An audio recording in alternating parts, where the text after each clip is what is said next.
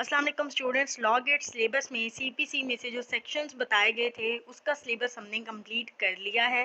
ठीक है जी। और आप यही समझें कि 20 नंबर के एमसीक्यूज आने हैं सीपीसी में से, और कम से कम 10 से 15 या 14 नंबर के एमसीक्यूज सेक्शंस में से जो है आपके कंप्लीट हैं। ठीक है, 14 नंबर का जो सिलेबस है वो आपका सेक्शन का कंप्लीट है। अब जो बाकी 5 या 6 नंबर के लिए है वो अब हम ऑर्डर स्टार्ट करने वाले हैं। सीपीसी ऑर्डर्स का सिलेबस स्टार्ट करने से पहले थोड़ी सी जनरल इन्फॉर्मेशन है ऑर्डर्स के बारे में। सबसे पहले तो सीपीसी में कितने ऑर्डर्स हैं, बहुत से बच्चे कंफ्यूज होते हैं। 51 है, कुछ कहते हैं 52 है। ठीक है, जो आपके बेड एक्ट्स में लिखा हुआ है वही आप लोगों ने टिक करना है। बेड एक्ट में 52 ऑर्डर्स हैं, लेकिन 52 ओमिटेड है। उसके साथ साथ 52 लिखा भी हुआ है, तो जब भी ये सवाल आएगा आप लोगों ने 52 पे ही सर्कल करना है। ठीक है जी। नेक्स्ट आ जाते हैं स्केजुअल्स पे। ठीक है, सीपीसी में कितने स्केजुअल्स हैं, तो बेड एक्ट हमें बताता है कि सीपीसी में 4 स्केजुअल्स हैं। ठीक है, 5 थे, जो पांचवा था वो रिपीट हो गया था, तो उसके बाद फिर 4 हैं। उसके अलावा बात कर लेते हैं उन ऑर्डर्स की जो हमने करने हैं लॉ गेट के हवाले से। सबसे पहले first order party sturdy suit करना है हमने। उसके बाद 6 to 9 में प्लीडिंग जर्नली भी आ जाता है, प्लान भी आ जाता है, रिटर्न स्टेटमेंट भी आ जाता है, कॉन्सिक्वेंस और non consequence of appearance of the parties भी आ जाता है। ठीक है जी, ये हमने 6 to 9 तक करने हैं। उसके अलावा ऑर्डर है 39 जो कि हमारे लॉगर सिलेबस में शामिल है। वो है टेम्प्रेरी इंजक्शन के मतलब और इंटरलोकेटरी ऑर्डर्स के मतलब। उसके बाद सेक्शन बी शामिल है और उसका ऑर्डर भी शामिल है 41 अपील फ्रॉम ओरिजिनल डिग्री। ठीक है जी, ये हमने सेक्शन भी किया है और ये ऑर्डर भी आ गया है। इसी तरह जो हमारा 43 ऑर्डर है, ये 41 था, जो 43 ऑर्डर है वो है अपील फ्रॉम ऑर्डर्स। ठीक है, तो वो भी सेक्शन भी शामिल है, ऑर्डर भी शामिल है। तो ये हमारा सिलेबस है लॉ गेट का जो ऑर्डर्स के मुतालिक है। आज जो हम स्टार्ट करने वाले हैं वो फर्स्ट कैजुअल का फर्स्ट ऑर्डर है पार्टी स्टूडी सूट। ठीक है, और इसके जो टोटल रूल्स हैं वो हैं 13। मैं फर्स्ट 5 रूल्स एक्सप्लेन करने वाली हूँ और साथ ही आप लोगों को उसको रिमेंबर करने का तरीका भी बताने वाली हूँ। ऑर्डर नंबर 1 सीपीसी का मोस्ट इम्पॉर्टेंट है। अगर ये ना हो तो मुकदमा दायर हो ही नहीं। मुकदमा दायर क्यों नहीं हो? जब हमें ये पता ही नहीं होगा मुद्दई कौन है, ठीक है, डिफेंडेंट कौन है, उनके ऊपर क्या जिम्मेदारी है।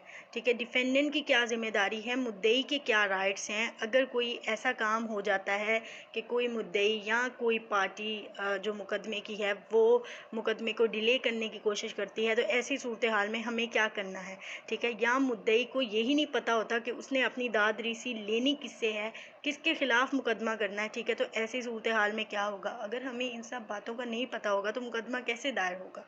ये जो बातें हैं यानी कि मुकदमे की जो बुनियाद है वो हमें ये ऑर्डर बताता है।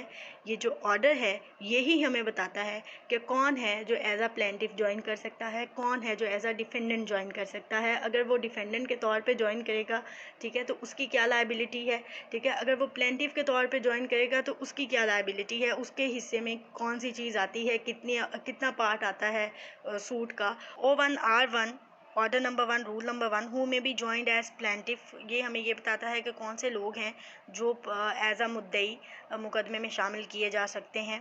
ऑल पर्सनस, तमाम अशखास मे बी जॉइंट, शामिल हो सकते हैं इन वन सूट, एक ही मुकदमे में एज प्लेंटिव्स। ठीक है, मुद्दई के तौर पे इसमें ये बयान कर दिया गया है कि तमाम जो लोग हैं वो एक ही मुकदमे में मुद्दई के तौर पे शामिल हो सकते हैं। किसमें? इन होम, जिसमें हो एनी राइट, कोई हक, टू रिलीफ, ठीक है, दादरीसी, इन रिस्पेक्ट ऑफ दाद, हवाले से, जिसमें कोई हक दादरीसी के हवाले से होगा। ठीक है, उसमें जो है वो को जितने भी अशखास हैं वो एज अ प्लेंटिफ एक ही मुकदमे में शामिल हो सकते हैं। इसके अलावा मज़ीद आगे है, और अराइजिंग आउट, जो पैदा होता है ऑफ द सेम एक्ट, ठीक है, एक ही तरह के अमल से, और ट्रांजेक्शन, और किसी मामले से, और सीरीज़ ऑफ एक्ट्स या मुख्तलिफ़ किस्म के मुतवातिर किस्म के अमल से और ट्रांजेक्शन्स और मामलात से। इज़ अलाइज्ड टू एग्जिस्ट, अलाइज्ड का मतलब वैसे तो होता है इल्ज़ाम लगाना, लेकिन यहाँ पे हम इल्ज़ाम लगाना नहीं करेंगे, यहाँ पे हम मौजूद होना या पैदा होना। अभी तक जो हमने पढ़ा है उसमें हमें ये बता दिया गया है कि हर वो शख्स ठीक है, एज अ प्लेंटिफ एक ही मुकदमे में ज्वाइन कर सकता है उस मुकदमे को, सूट को, अगर वो इंसान, वो जो शख्स हैं, वो इस्तेहकाक रखते हैं दादरीसी का। ठीक है, और वो जो दादरीसी है, ठीक है, उसमें जो अमल है, वो जो फ़ेल है, वो एक ही चीज़ के मुतल्लिक है। ठीक है, या एक ही चीज़ से पैदा होता है, यानी कि उनका जो मफाद है वो दादरीसी है, वो कॉमन है। ठीक है, तो वो एज अ प्लेंटिफ एक ही मुकदमे में आ सकते हैं, वेदर बेशक या चाहे जॉइंटली, एक साथ, सेवरली, अलग अलग, और इन दी अल्टरनेटिव या मुतबादिल, वेयर जहाँ, इफ़ सच पर्सनस, अगर वो अशखास, ब्रॉट लाते, सेपरेट सूट्स, अलहदा मुकदमे, ठीक है, मुकदमात, एनी कॉमन, कोई भी मुश्तरका, क्वेश्चन ऑफ लॉ, ठीक है, कानून का सवाल, और फैक्ट या हकीकत, वुड अराइज, वो पैदा हो जाती। अब इसमें ये बता दिया गया है कि अगर वो शख्स, ठीक है, जो एज अ प्लेंटिफ ज्वाइन नहीं करते लेकिन एज अ प्लेंटिफ ज्वाइन कर सकते हैं, वो अलग मुकदमे कर देते हैं, अपना अपना अलग अलग मुकदमा कर देते हैं, तो भी उस मुकदमे में, ठीक है, कोई भी क्वेश्चन ऑफ फैक्ट और क्वेश्चन ऑफ लॉ ऐसा राइज हो जाएगा जो दोनों में मुश्तरका होगा।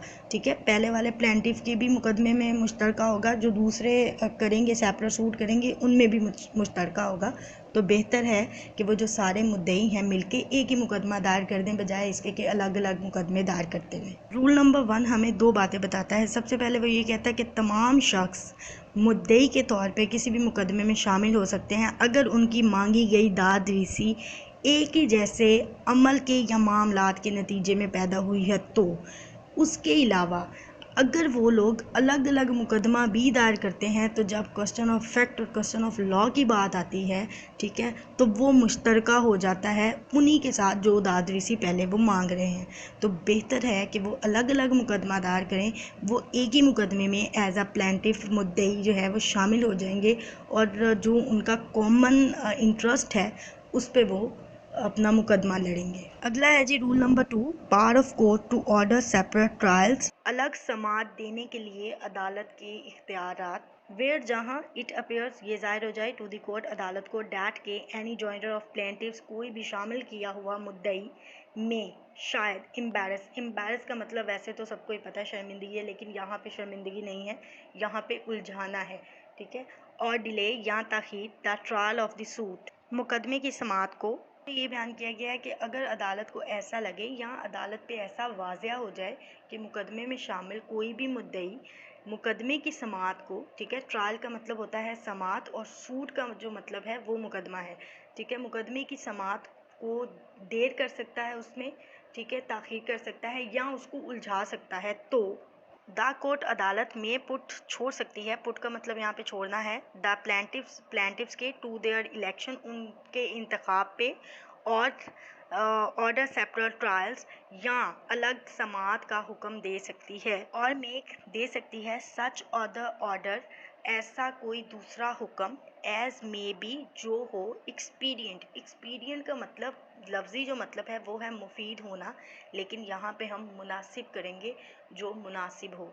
इसमें ये बयान किया गया है कि अगर अदालत के इल्म में ये बात आ जाए कि जो मुकदमे में शामिल है मुद्दई, उनमें से कोई एक मुद्दई या तो मुकदमे को उलझा सकता है या मुकदमे की समात जो है वो देरी कर सकता है उसकी समात में, तो वो जो इंतखाब है अदालत, या तो वो प्लेंटिफ्स पे छोड़ देगी, ठीक है, या फिर अलग अलग समात का हुक्म दे देगी। अगर वो ये दोनों काम नहीं करती है तो उसके अलावा वो कोई ऐसा हुक्म दे सकती है जो मुनासिब होगा। नेक्स्ट है rule number 3, who may be joint as defendant, कौन लोग हैं जो डिफेंडेंट के तौर पे किसी मुकदमे में शामिल किए जा सकते हैं। रूल नंबर 1 में थी 2 बातें, रूल नंबर 3 में भी 2 ही बातें हैं, फ़र्क सिर्फ इतना है कि वो प्लेंटिफ के मुतल्लिक थी, ये डिफेंडेंट के मुतल्लिक है।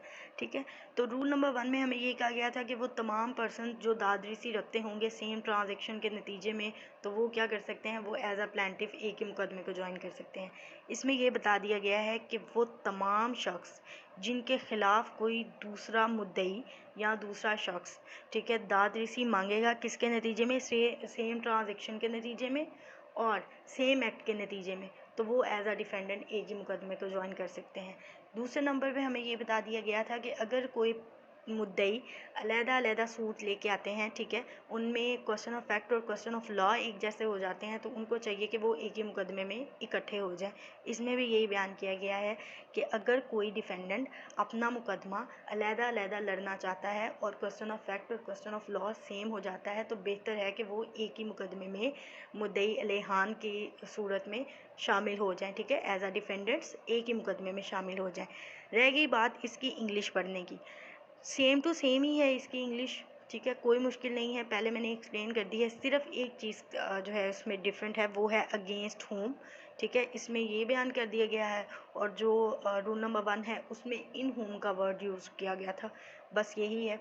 नेक्स्ट है रूल नंबर 4, कोर्ट में गिव जजमेंट फॉर और against one or more of joint parties. Rule number 4 हमें ये बताता है कि कोर्ट की जजमेंट यानी कि कोर्ट का फैसला, ठीक है, वो मुश्तरका पार्टीज़ के हक में भी आ सकता है और उनके खिलाफ भी आ सकता है। जजमेंट में भी गिवन विदाउट एनी अमेंडमेंट, अदालत अपना फैसला बगैर किसी तरमीम के दे सकती है for such one or more of the प्लेंटिफ्स, एक या एक से ज़्यादा प्लेंटिफ्स के हक में, as may be found to be entitled to relief। Found का मतलब है पाया जाना और entitled का मतलब है हकदार होना, जो दादरीसी के हकदार हों। for such relief as he or they may be entitled to, उस दादरीसी के लिए जिसका एक मुद्दई या वो सब मुद्दई जो हैं वो हकदार पाए गए हों या पाए जाते हों। इसमें ये बयान किया गया है कि अदालत अपना फैसला एक या एक से ज़्यादा मुद्दईहान के हक में जो उस दादरीसी के लिए हकदार होंगे देगी, या अगर कोई एक मुद्दई है या एक से ज़्यादा मुद्दई हैं और वो दादरीसी के लिए हकदार हैं, ठीक है, तो ऐसा फ़ैसला अदालत बगैर किसी तरमीम के देगी। पॉइंट बी में हमें डिफेंडेंट के बारे में बता दिया गया है, against such one or more of the defendants as may be found to be liable according to their respective liabilities. पहले पॉइंट में हमें ये बता दिया गया था कि अगर प्लेंटिफ जो रिलीफ मांगता है, ठीक है, वो इसका इंटाइटल्ड होगा, ठीक है, तो अदालत बगैर किसी तरमीम के वो फैसला दे सकती है प्लेंटिफ के हक में। इसमें ये बता दिया गया है कि अगर डिफेंडेंट का ये पता चल जाए कि जो जिम्मेदारियां उस पर बताई गई हैं, ठीक है, वो उस पर वाजिब हैं और वो लायबल है उन जिम्मेदारियों के लिए, तो फिर जो है अदालत उसके अगेंस्ट फैसला दे सकती है बगैर किसी तरमीम के। नेक्स्ट है rule number 5, defendant need not to be interested in all the relief claimed. इसमें ये बयान किया गया है कि ये ज़रूरी नहीं है जो भी मुकदमे में दादरसी मांगी गई है वो पूरी की पूरी तमाम डिफेंडेंट्स पे ही आती हो, ठीक है, तमाम डिफेंडेंट्स उस मुकम्मल रिलीफ में ही इंटरेस्टेड हो, किसी हिस्से में भी इंटरेस्टेड हो सकते हैं। It shall not be necessary, ये ज़रूरी नहीं होगा, डैट के एवरी डिफेंडेंट हर मुद्दा ले शैल बी होगा इंटरेस्टेड जिम्मेदार, ठीक है, यहाँ पे इंटरेस्टेड की जो उर्दू है वो जिम्मेदारी आएगी, as to all the relief claimed in any suit against him, इसके खिलाफ मांगी गई कोई दादरसी के हवाले से। इसमें ये बयान किया गया है कि जो दादरसी किसी मुकदमे में मांगी गई है प्लेंटिफ की जानिब से, वो कोई ज़रूरी नहीं है कि सब मुद्दा ले पे एक जैसी ही हो, उसका कोई पार्ट भी हो सकता है। अब बात कर लेते हैं उस मेथड की जिससे ये रूल मुझे तो नहीं भूले, ठीक है, और इंशाल्लाह आप लोगों को भी नहीं भूलेंगे। सबसे पहले जो होता है ना, कोई भी मुकदमा जब हमें दायर करना होता है, ये याद रखना है कि 2 पार्टीज़ होनी लाजमी है, 2 पार्टीज़ नहीं होंगी मुकदमा दायर नहीं होता, एक है प्लेंटिफ एक है डिफेंडेंट। अब इन 2 पार्टीज़ में भी पहले नंबर पे कौन सी पार्टी होनी चाहिए, वो है प्लेंटिफ। अगर प्लेंटिव ही नहीं है, कोई मुकदमे का मुद्दई ही नहीं है, मुकदमा दायर हो ही नहीं सकता, कोई मुकदमे को फॉलो करने वाला ही नहीं है, तो मुकदमा कैसे दायर होगा। इसीलिए रूल नंबर 1 बहुत सियाना है, ठीक है, उसने जो है सबसे पहले प्लेंटिफ को रखा हुआ, क्योंकि उसे पता है जब तक कोई मुद्दई नहीं होगा मुकदमा दायर नहीं होना।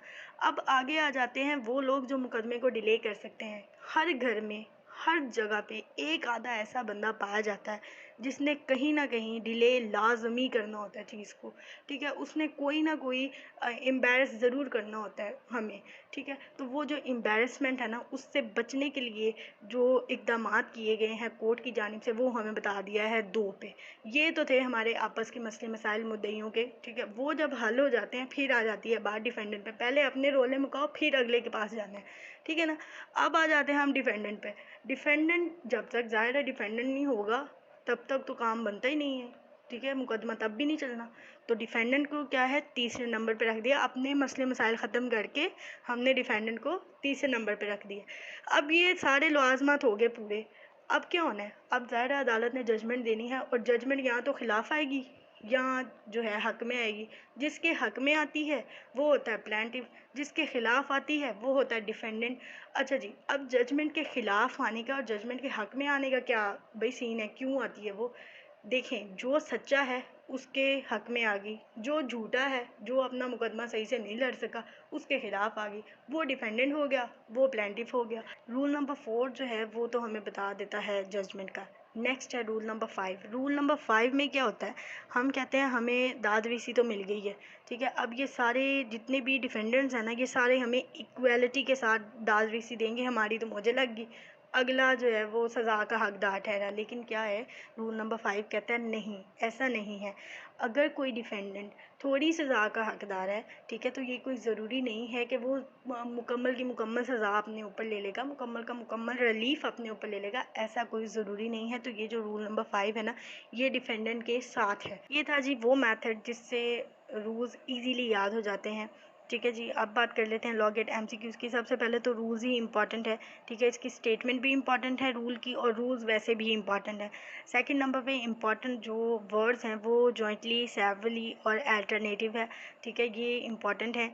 ये डिफेंडेंट में भी इंपॉर्टेंट है, प्लेंटिफ में भी इंपॉर्टेंट है, वो दोनों के में से किसी के मुतालिक भी पूछ सकता है। सेकंड नंबर पे इम्पॉर्टेंट है, वो ये पूछ सकता है कि अगर कोई डिले करना चाहता हो या एम्बेरस करना चाहता हो सूट को, तो फिर अदालत क्या कर सकती है, तो अदालत सेपरल ट्रायल का हुक्म दे सकती है, ठीक है जी। और उसके अलावा वो ये भी पूछ सकता है कि क्या ये ज़रूरी है कि डिफेंडेंट जो है वो होल क्लेम में ही इंटरेस्टेड हो, तो जी नहीं, ये कोई ज़रूरी नहीं है, वो पार्ट में भी इंटरेस्टेड हो सकता है, ठीक है। तो ये थे लॉ गेट इंपॉर्टेंट एमसीक्यूज़। उम्मीद करती हूँ आप लोगों को लेक्चर समझ आया होगा।